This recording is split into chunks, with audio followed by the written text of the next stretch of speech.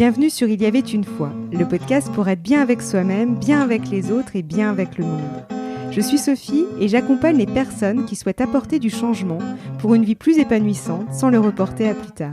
Chaque jeudi, je partage avec vous des réflexions, des conseils et des interviews d'auteurs, de thérapeutes, de coachs autour de thématiques destinées à mieux vous connaître, mieux vous comprendre et vous reconnecter à vous-même. J'ai le plaisir de recevoir Roger Baumann, président de l'association Pardon International. Il anime des cercles de pardon qui ont été créés en 2012 par Olivier Clerc, écrivain et essayiste franco-suisse, spécialisé dans la littérature sur le développement personnel. Ils sont aujourd'hui développés et promus par l'association Pardon International. Roger anime également des ateliers dont du pardon. Dans un épisode précédent, nous avions abordé ensemble la manière dont nous pouvons sortir de nos conditionnements pour nous rapprocher de notre authenticité. Si vous n'avez pas eu l'occasion de l'écouter, je vous invite à le découvrir. Aujourd'hui, nous allons parler du pardon et de la manière dont il peut guérir nos blessures de cœur. Cet épisode est destiné à envisager le pardon, peut-être sous un nouvel angle. Bonjour Roger, et je suis ravie de te retrouver aujourd'hui. Bonjour Sophie, moi aussi je suis enchanté, merci. Alors avant de débuter, qu'est-ce qui t'a conduit à animer des cercles du pardon et des ateliers dont du pardon, avant de rentrer dans le vif du sujet? Je dirais que tout a commencé peut-être avec la lecture des 4 accords Toltec. C'est un livre qui m'a profondément transformé. En 2007, comme j'en fais référence dans le premier podcast qu'on a fait, il y a eu ce texte sur la dépendance affective et en fait le deuxième texte qui m'a vraiment propulsé sur cette voie-là, c'était les 4 accords Toltec, où j'avais l'impression en lisant aussi que Miguel connaissait ma vie, connaissait tout ce qui se passait en moi et ça a été vraiment une révélation. Et donc voilà, à travers aussi le parcours que j'ai expliqué dans le dernier podcast, j'en suis arrivé un jour à savoir que Miguel Ruiz allait venir dans ma ville en Suisse pour animer 2 soirées de conférences. Et quand j'ai appris qu'il allait venir, pour moi c'était une évidence que je voulais le rencontrer, que ce serait voilà l'auteur de cet ouvrage qui m'avait tant changé ma vision de moi et du monde que voilà j'avais envie de le rencontrer. Et j'ai eu la chance de pouvoir œuvrer, de pouvoir travailler pour la soirée, pour la conférence. C'est une amie qui organisait ces soirées de conférence. Et par la même occasion, il y a Olivier Clerc qui est venu également pour traduire Miguel pendant sa conférence. Parce qu'Olivier a traduit les 4 accords Toltec de Miguel. Et c'est à travers une expérience que Olivier a vécue au Mexique en 1999 que Olivier après a approfondi ou a écrit son premier livre qui s'appelle Le don du pardon. Et ensuite un deuxième qui s'appelle Peut-on tout pardonner? Et donc c'est à cette occasion-là que j'ai rencontré Olivier, que je ne connaissais pas du tout jusque-là. Et j'ai également appris que Olivier allait animer un don du pardon le week-end qui suivait les conférences de Miguel. Et pour moi, le pardon jusque-là, c'était une grande inconnue. C'était vraiment quelque chose que j'avais jamais approfondi, j'avais jamais rien lu sur le sujet. J'avais pas de connaissance particulière de ce que pouvait être le pardon ou des bienfaits que le pardon pouvait me procurer. Et donc j'y suis allé par curiosité. Voilà, ça faisait un petit moment que j'avais plus participé à des ateliers de groupe et je me suis dit c'est la bonne occasion pour en refaire. Et j'ai bien fait d'y participer parce que ça a été vraiment une révélation, quelque chose d'absolument magnifique, merveilleux que j'ai pu vivre, autant au niveau de la tête, de la compréhension des choses. J'avais l'impression que aussi la manière dont Olivier expliquait et amenait ce thème du pardon, c'était en parfaite cohérence avec moi, ma manière de voir les choses, ma philosophie de vie, ma philosophie intérieure, intellectuelle également, ma compréhension des choses. Et en même temps, ça m'a fait vivre une expérience où j'ai senti des guérisons et des libérations émotionnelles qui se sont passées au niveau du cœur, au niveau du corps, qui ont été mais d'une puissance juste incroyable, juste mais tellement puissante. Et finalement, ben, l'alchimie de tout ça a fait que à la fin de l'atelier, Olivier a annoncé qu'il allait former des personnes pour animer des cercles de pardon. Ça n'existait pas encore jusque-là. C'était Olivier était le seul à animer ces ateliers sur le thème du pardon. Enfin, par rapport à cette manière d'aborder le pardon, parce il y en a beaucoup d'autres qui animent des choses sur le pardon, mais par rapport à cette vision-là, c'est lui, il était le seul à animer. Et quand il a dit ça, que 2 mois après, les premiers allaient être formés, pour moi, c'était, enfin, il y avait même pas de question. C'était un oui clair et net que j'avais envie de faire partie de cette aventure et que j'avais aussi moi envie de pouvoir faire vivre cette expérience à d'autres dans mon entourage, dans la région dans laquelle je vis. Donc c'est comme ça que j'ai connu ces ateliers et ça m'a amené sur un chemin que j'imaginais absolument pas du tout. C'est Ça fait 9 ans maintenant, puisque c'était en 2012 que je suis dans cette aventure qui m'amène à approfondir toujours un peu plus, à découvrir encore toujours plus ce thème du pardon, à proposer aussi des nouvelles choses par rapport à ça. En 2016, Olivier Clerc m'a proposé aussi de devenir animateur du don du pardon, qui est en fait l'atelier fondateur, qui est sur 1 jour et demi ou 2 jours. Les cercles de pardon durent 2 à 3 heures, tandis que le don du pardon, il dure 1 jour et demi ou 2 jours. C'est la grande différence et forcément, bah, la différence, c'est que sur 2 jours, on peut vivre beaucoup plus de choses, on peut aller approfondir beaucoup plus le sujet que dans un atelier de 3 heures. Néanmoins, l'atelier de 3 heures, c'est vraiment quelque chose d'absolument magique et ça permet, avec des personnes que on n'a peut-être jamais rencontrées, qu'on n'a jamais croisées, d'atteindre une profondeur de guérison et de connexion avec soi, avec les autres, qui est juste époustouflante, qui est juste hallucinante.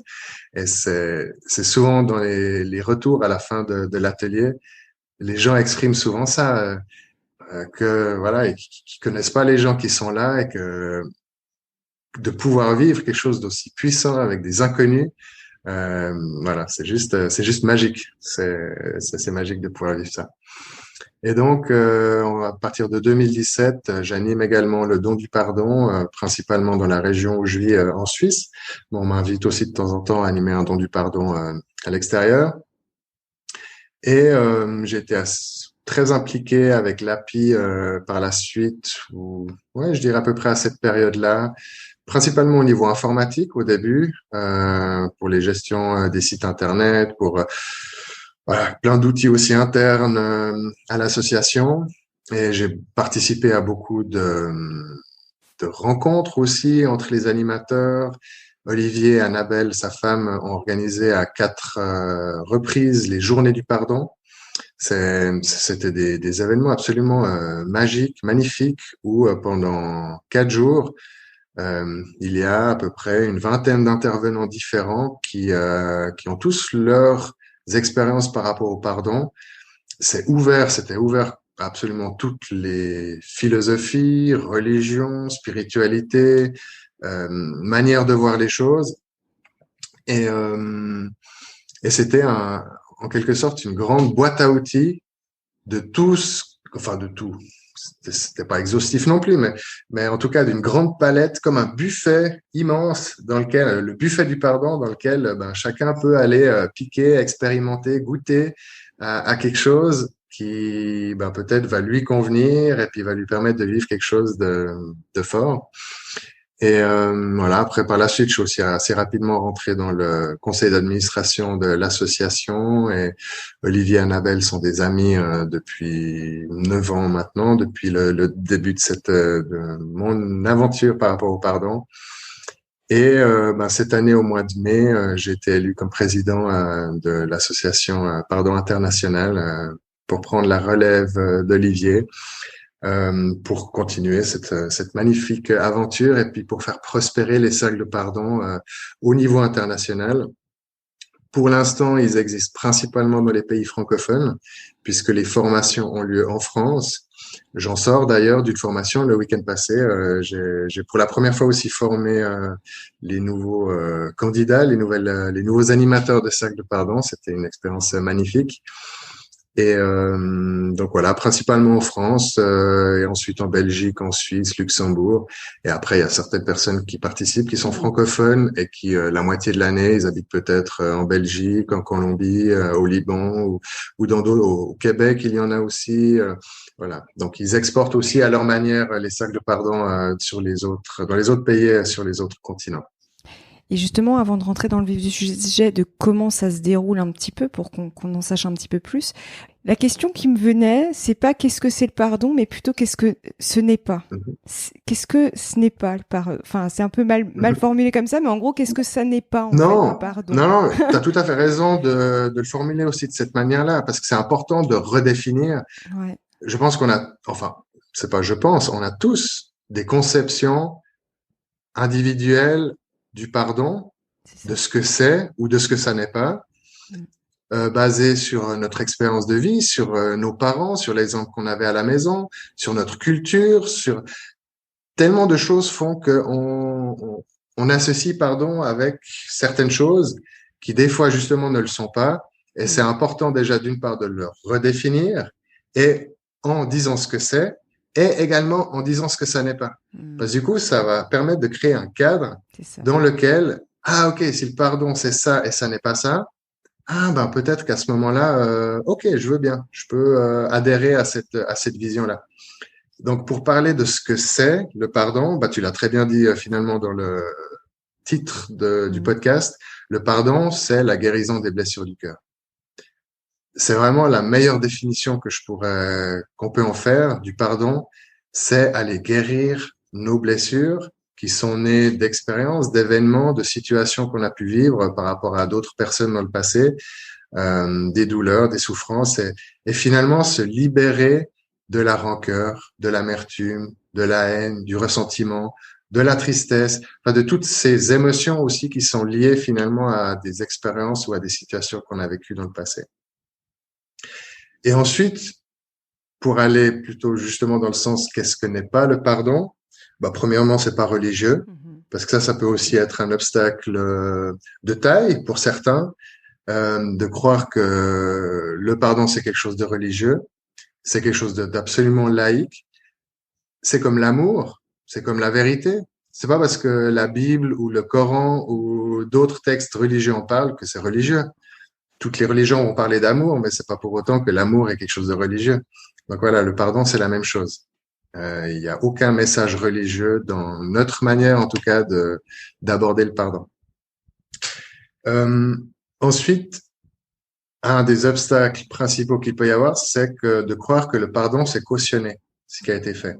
Parce que ça, beaucoup de personnes, et à juste titre, disent « Ah non, si je pardonne, j'ai l'impression de cautionner ce qui a été fait. » Et non, on parle pas du tout de cautionner l'acte qui a été fait. L'autre reste responsable de ses actes et de ses paroles.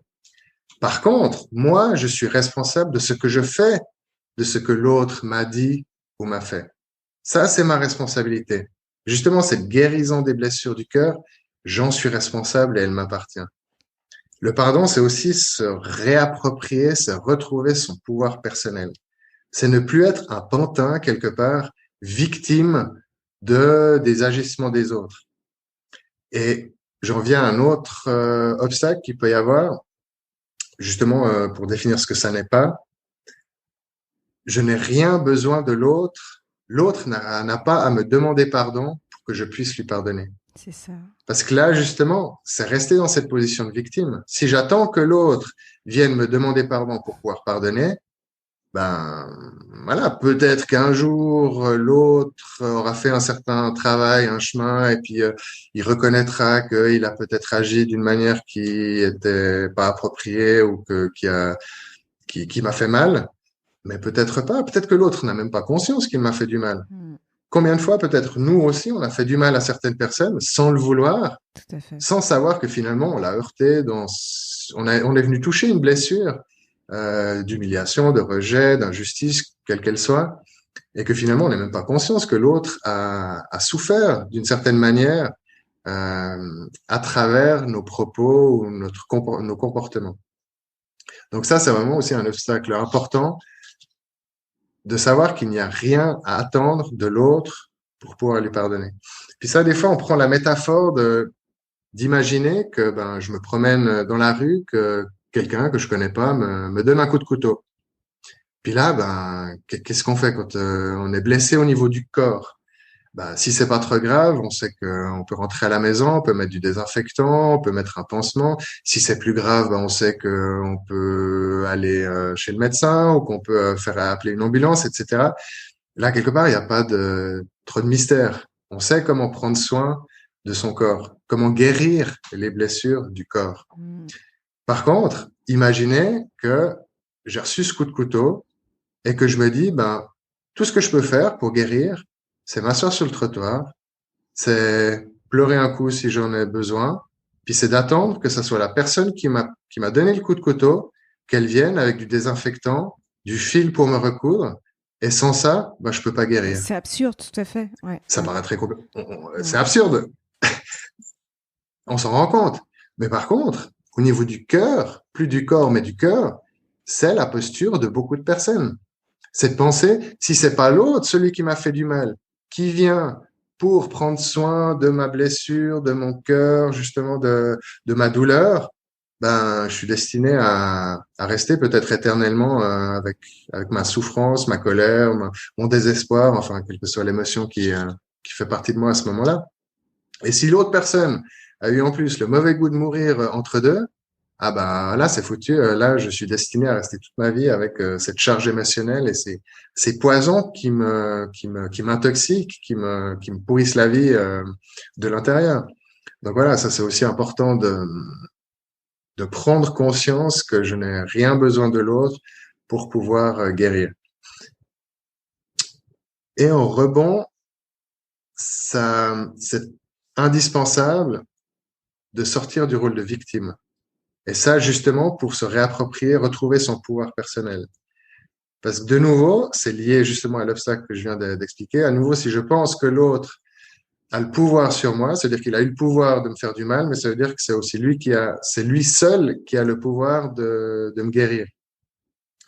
Et à un moment, c'est vraiment sortir de ce rôle de victime. Tout à fait. Parce que quand je suis dans le rôle de victime, je donne le pouvoir à l'autre. Et dans ce chemin du pardon, pour aller guérir mes propres blessures, c'est indispensable de sortir de ce rôle de victime. Parce que sinon, je vais pas pouvoir guérir ces blessures. C'est prendre la pleine et entière responsabilité de mes sentiments et de mes émotions et de mes blessures. L'autre reste responsable de ce qu'il m'a fait. Ça n'enlève pas sa responsabilité. Ce n'est pas cautionner ce qu'il m'a fait. Par contre, c'est à moi de prendre soin de mon cœur, de mes émotions, de mon corps affectif, de cette guérison-là. Et ce n'est pas forcément confortable de prendre la responsabilité de tout notre monde intérieur. Parce que ça peut être plus agréable, plus confortable de dire, moi, si je souffre aujourd'hui, c'est pas de ma faute. C'est pas de ma faute. C'est à cause d'un tel ou d'une telle, ou c'est à cause du système, ou c'est à cause des djihadistes, ou c'est à cause du système capitaliste, ou c'est à cause de Donald Trump, ou c'est à cause d'Emmanuel Macron. Voilà, on peut prendre tellement de choses à l'extérieur de soi comme prétexte pour finalement entretenir nos propres blessures et puis pour souffrir, que ça demande pour certains en tout cas, un grand travail de compréhension, de changer justement ses conditionnements, ses pensées, ses croyances par rapport à ça. Et ouais, il y a des fois pas mal de résistance par rapport à justement sortir du rôle de victime et puis prendre l'entière responsabilité. Justement, c'est comme pardonner, ouais, mais si je prends l'entière responsabilité, c'est comme si j'approuvais ce qui s'est passé. Et non, de nouveau, ça n'a rien à voir. Je peux, moi, guérir les blessures qui m'habitent et en même temps, je peux aller au poste de police et je peux porter plainte contre l'autre. Mais j'irai pas dans un désir de vengeance. J'irai pour trouver la justice. Et ça fait un monde de différence. Et des fois, c'est tout à fait Oui. C'est l'intention finalement qu'il y a derrière. En fait, c'est ça finalement, Mhm. c'est l'intention qu'il y a derrière. C'est pourquoi je fais ça en fait. C'est Mhm. une intention de vengeance ou une intention. De justice et puis peut-être aussi de protection, parce que l'autre m'a fait, peut-être qu'il est susceptible de le Tout à refaire, fait. ou peut-être pas forcément à moi, mais à quelqu'un d'autre. Peut-être que la personne est dangereuse et qu'elle a besoin d'être Mhm. mise face à ses responsabilités, et que la justice a aussi besoin de le savoir pour me protéger ou protéger les autres. Donc voilà. Mais, et en même temps, je prends soin de mon cœur, de l'apaiser, de me libérer de toutes ces émotions, de tous ces poisons qui me circulent à travers les veines. Ça, c'est ma propre responsabilité. Et je rebondis juste sur quelque chose. Finalement, j'allais dire, les idées que véhicule, que ce soit le cercle de pardon ou les ateliers donc du pardon qui sont plus longs, euh, finalement, c'est une invitation à un changement de paradigme en fait. C'est ça, parce que on a effectivement sa propre vision du pardon. Et effectivement, moi, ce que je voyais quand tu parlais du fait d'attendre que l'autre s'excuse, c'est comme si on lui donnait la clé du moi j'avais l'image un peu la clé du Mhm, bonheur ou du jardin, enfin il y a quelque chose de ça, c'est comme si je remettais une clé et en fait ben moi j'avais la serrure mais je mhm, n'avais pas la clé pour l'ouvrir. En mhm, fait, c'est cette image là qui me venait. Bon voilà, donc du coup je la partage. Mais du coup, en fait, c'est une invitation à un mhm. changement de paradigme en fait, c'est ça. Et comment en fait ça s'anime en fait quand tu reçois des gens comme ça, tu reçois les gens par exemple dans un cercle de pardon.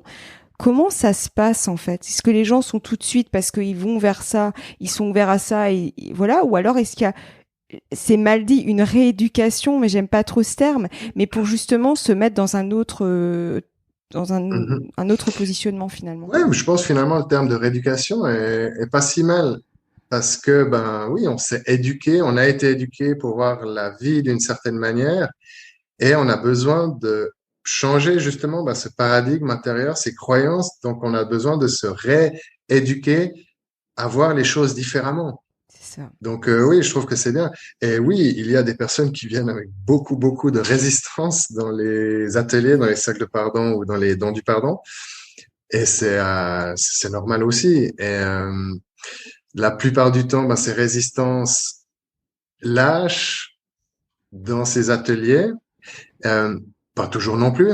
J'ai jamais dit, personne, Olivier Clair n'a jamais dit, ou moi non plus, que c'est une baguette magique, que ça fonctionnera pour tout le monde, et c'est parfait comme ça. Mais par contre, les milliers de témoignages qu'on a de personnes où ça leur a vraiment changé leur quotidien, leur rapport aux autres, leur rapport à eux-mêmes, bien sûr, parce que ça commence par ça. Le rapport à l'extérieur n'est qu'un reflet du rapport qu'on a avec soi-même. Soit le changement que tu veux voir dans le monde, Complètement. lorsque mon regard sur les choses change, les choses que je regarde changent. Et c'est un changement de regard. Mhm. L'extérieur n'existe pas, de nouveau, comme on disait aussi dans le podcast précédent et comme c'est sur ton site, il y a autant de réalités qu'existent de personnes sur cette planète. Mhm. Et, et donc ce changement de regard passe par l'éducation aussi, justement, redéfinir. Ça a besoin aussi de passer par la tête, qu'il y ait un accord aussi au niveau de la tête. Par exemple, un des obstacles que j'ai pas cité avant, c'est que pardonner, c'est pas forcément ou nécessairement se réconcilier. Ça, je l'ai pas Exact, dit, c'est vrai. mais ça, c'est aussi important parce que des Ouais. personnes, non, n'ont plus envie d'être en lien avec une certaine personne.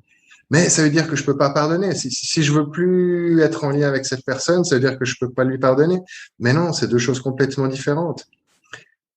Ça va faciliter la Mhm. réconciliation. Parce que forcément, lorsque je ne serai plus autant lorsque certaines de mes blessures auront été apaisées ou guéries, ben, je ne serai plus autant stimulé par l'attitude de l'autre, parce que l'autre est venu appuyer à un certain moment sur mes blessures, qu'elle l'ait fait consciemment ou inconsciemment, de nouveau, ça, on peut pas toujours le savoir. Euh, mais à ce moment-là, une fois que moi j'ai guéri ma blessure, c'est comme une blessure physique.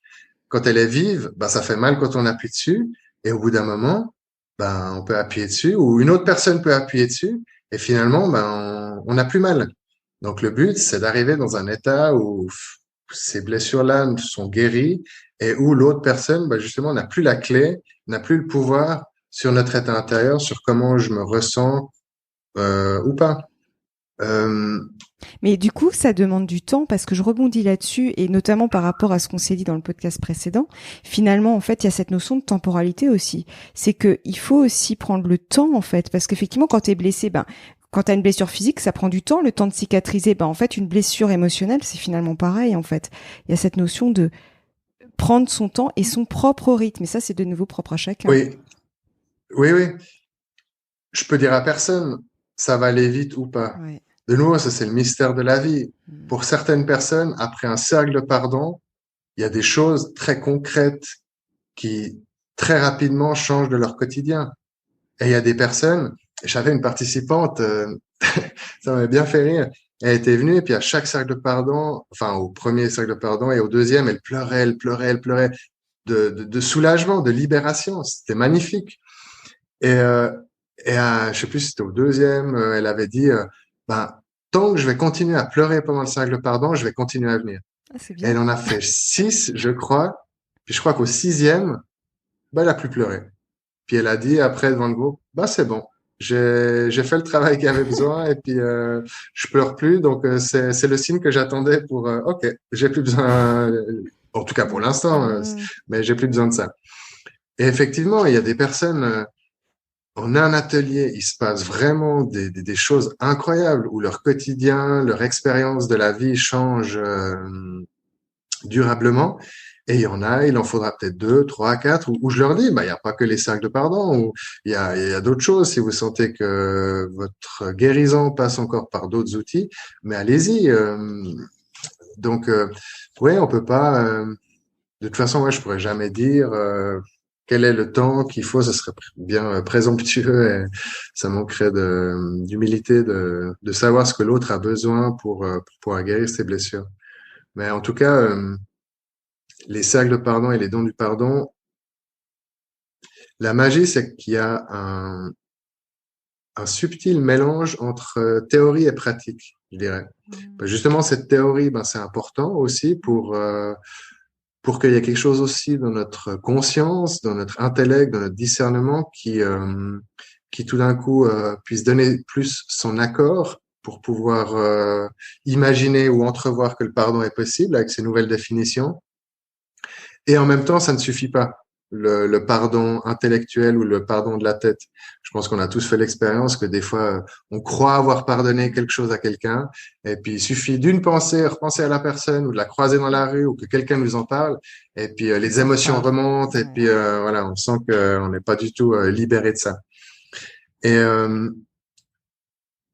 ces cercles de pardon, ou non du pardon, sont issus d'une expérience que Olivier Clerc a vécue au Mexique en 99 où Miguel lui a fait vivre une expérience extrêmement forte et puissante euh, qu'il reproduit finalement dans les cercles de pardon.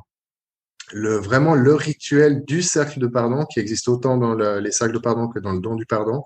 Le cercle de pardon, c'est vraiment le cercle final, le rituel central de ces ateliers-là. Et avant, bah, dans les cercles ou dans le don du pardon, on fait aussi d'autres exercices pour petit à petit aussi arriver plus dans l'espace du cœur, de sortir aussi petit à petit du mental, de Mm. la tête, du fait de vouloir absolument comprendre, parce que bah, il arrive fréquemment que je sens que, et des personnes, des participants me le partagent, que voilà, ils n'arrivent pas à adhérer à certaines choses intellectuellement, ils n'arrivent pas à comprendre, ou des fois il y a des personnes voilà, qui ressassent et puis qui me posent une multitude de questions, et puis je vois qu'il y a un conflit intérieur dans ces personnes voilà, qu'elles sont en conflit intérieurement par rapport à ça. Puis des fois, je leur dis simplement, OK, écoute, essaye de faire confiance, vis le cercle, puis on en reparle après. Et la plupart des cas, les gens, après, ils sont, bah, soit ils ont pleuré ou pas pleuré, mais voilà, mais tout d'un coup, ils sont dans un état où, ah, OK, maintenant je comprends. Ouais. Puis finalement, il n'y a plus de questions.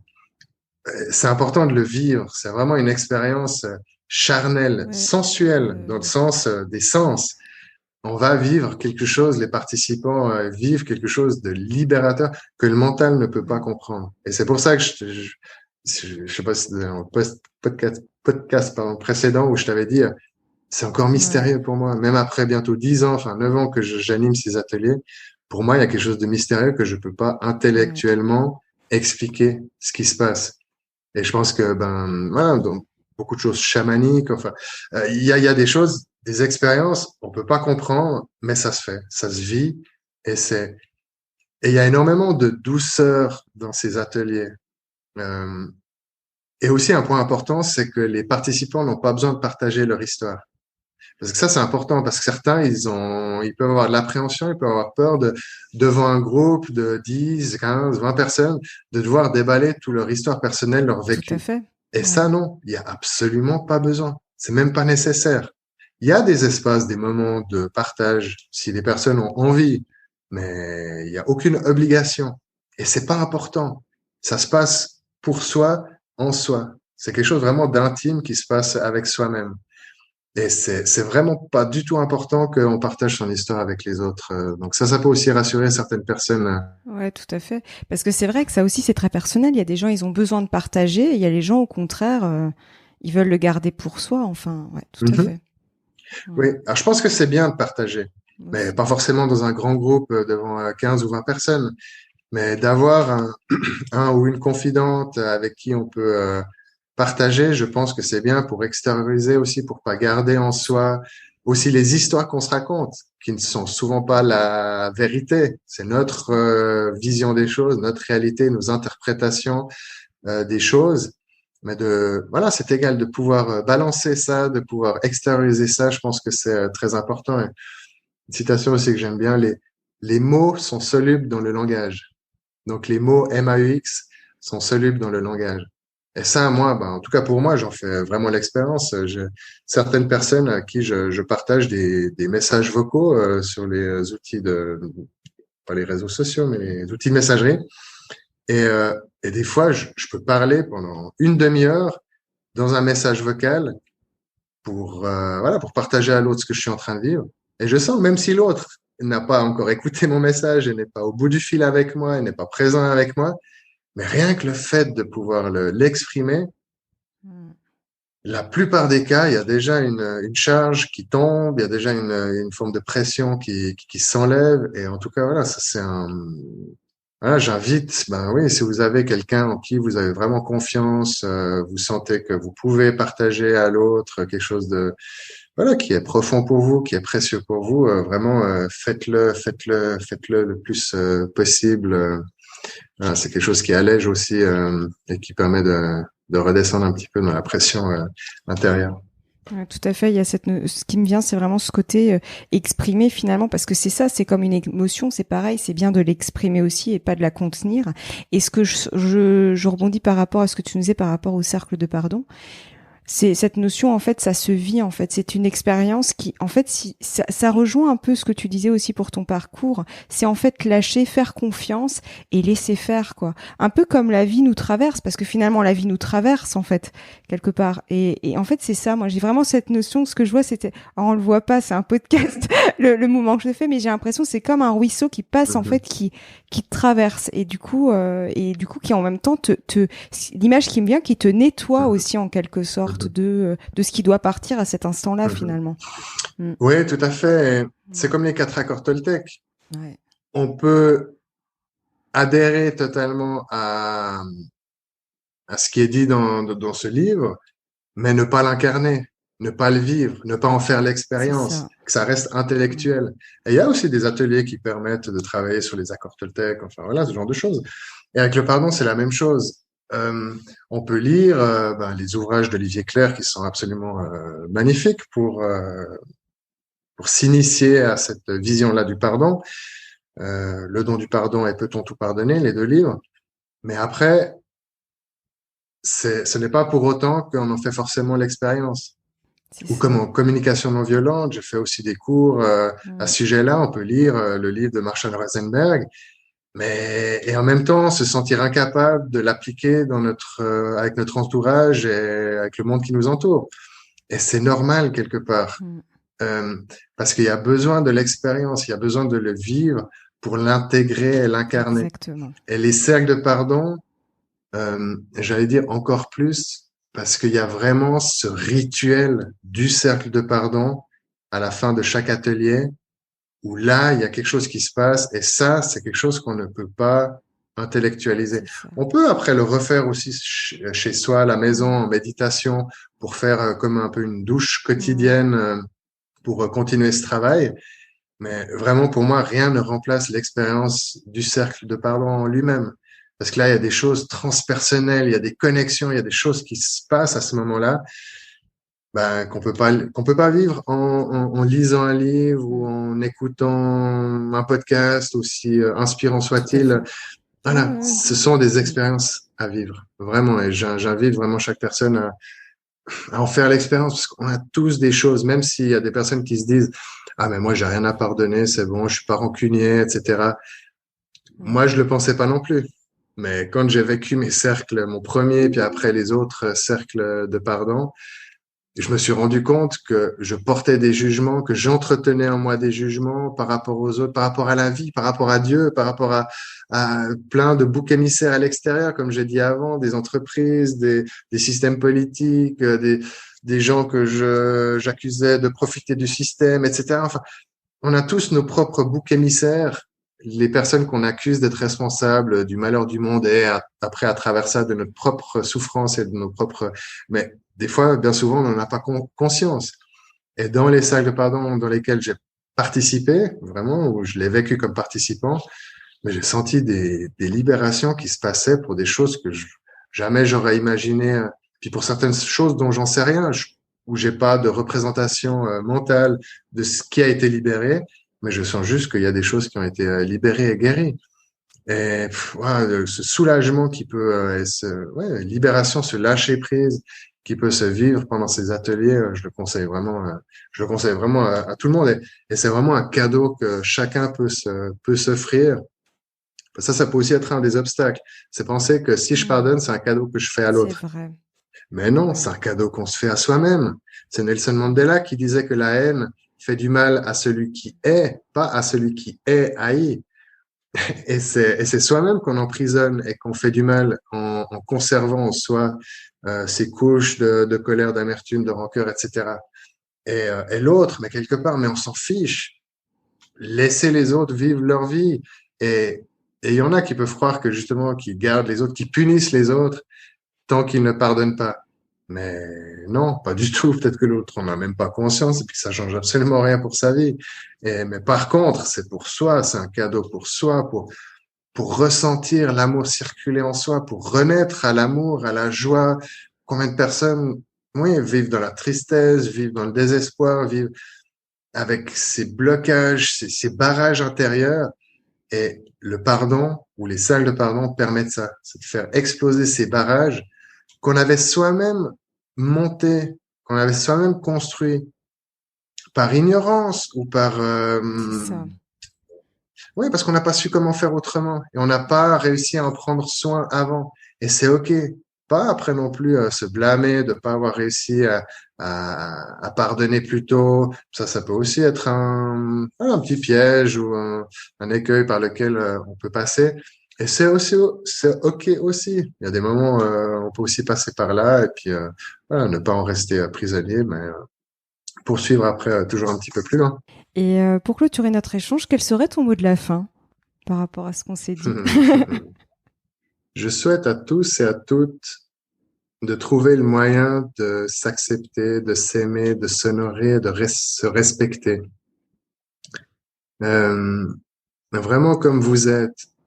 Nous sommes tous des êtres magnifiques, des êtres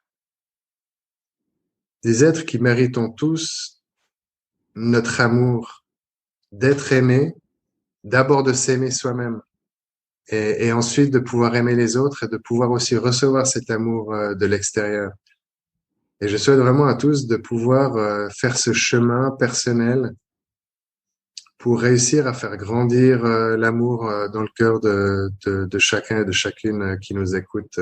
Vraiment, sincèrement, c'est ça que le monde a besoin. Le monde a besoin que les gens s'aiment un petit peu plus eux-mêmes. Pas qu'ils aiment les autres d'abord, mais qu'ils s'aiment d'abord soi-même pour après pouvoir être ouverts et accueillir aussi l'amour qui est là, qui est présent autour de nous.